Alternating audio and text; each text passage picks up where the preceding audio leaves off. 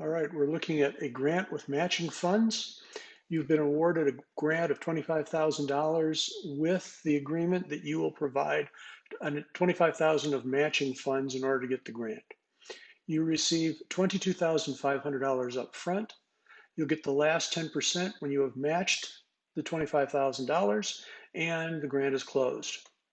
You also want to record a liability equal to the uncollected match donation and relieve the liability and recognize the revenue and when the funds are collected and applied to the matching amount. Now, matching funds means that the grantor is providing $25,000 of a $50,000 project. You don't have to show them where the money came from. You simply have to show them that you provided $25,000 of funds from elsewhere to make a $50,000 project. So the first thing you're going to do is create a customer record for the grantor. You're going to create a job record for the grant, which is associated with the grantor's customer record. You're going to post a sales receipt of $22,500. That's the initial payment up front. You're going to post an invoice again to the grant for $2,500, the customer job, which is the grant. That's the 10% that they owe you in accounts receivable. In order to record the fact that you're putting up $25,000 of your own money, we record an invoice to grant income for the customer job, that's the grant, for the matching $25,000.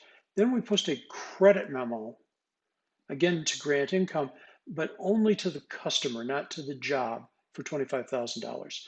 This will offset the $25,000 invoice, but it will leave $25,000 assigned to the job. You'll see that in a moment.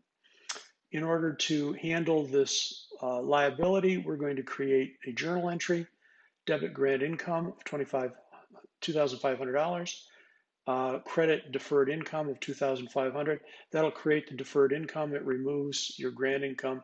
And then you'll reverse that at the end of the project because then you have earned the income and it's no longer deferred.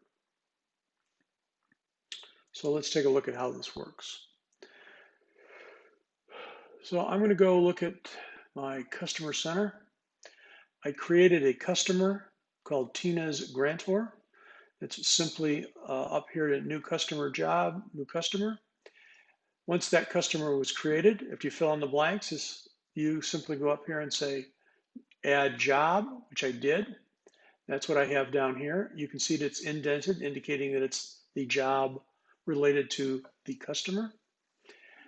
At that point, I created the sales receipt for the $22,500.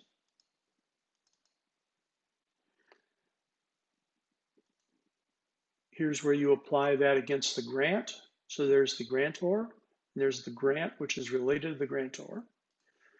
Grant income, $22,500. That's the sales receipt. That's for the cash that you've received. Now there's an invoice for the other $2,500 that they've promised to pay. Once again, we assign that to the grant. That's the job associated with the grantor or customer. Grant income.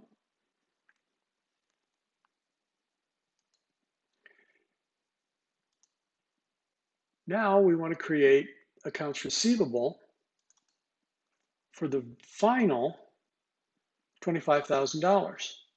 This also goes to the job, exactly like the first one. Now let's go up here and look at this. Once we're up at this level, we can see all of the activity relating to this customer and the grant and things not on the grant. This is not part of the grant. This is the $25,000 credit memo. And the way to apply that is you do not put it to the job, you put it to the grantor, to the customer. This offsets the $25,000 that you put in using the invoice, but it does not interfere with the reporting for the grant. That looks like this. I've created this grant report. This column is the grant itself. You can see the $50,000. We put in $22,500 in cash that was received. We created a $2,500 invoice, and we created a $25,000 invoice. That creates our funding of $50,000, which is what the grantor wanted to see. What he doesn't see is this $25,000 credit. This means that the total for the customer or the grantor is really only $25,000. For our expenses, that takes care of our income. We've funded the project. Now we want to go to office supplies, and we've simply created a bill to this particular vendor, vendor Fortina, office supplies. And here's how we apply this against the grant in this field. We simply select the grant, not the grantor, the grant, and it applies the expense.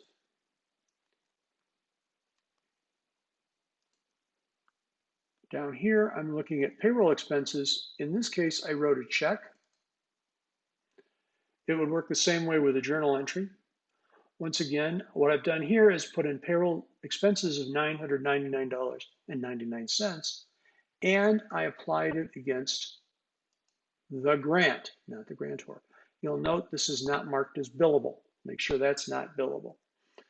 I then put another row down of $111 for non-grant payroll, and I left the customer job blank because this would be just general money that wasn't, these hours were not applied against the grant in my example. It would work the same way for a journal entry if you're posting your payroll or other expenses through a journal entry. You simply fill in the customer field, customer job field. And so what we see here is we started with $50,000. We've spent $1,500, and we have $48,000 remaining that we can spend from this particular grant. Going back up. Let's take a look at our profit and loss. Oops, yeah. So our grant income is only $22,500. That makes sense. So we started out with $22,500. We added an invoice of $2,500. We added a second invoice of $25,000, but then we took away the $25,000. Remember, at this level, we want to offset that. And here we have a journal entry for $2,500, which relieves grant income and moves it to deferred revenue. And again, this will reverse itself, or you will reverse it when the grant is completed. That'll eliminate the liability that we have. If I go up and look at my balance sheet, at this point I come down here and I see I have $2,500 in deferred revenue waiting as a liability. That is how it works.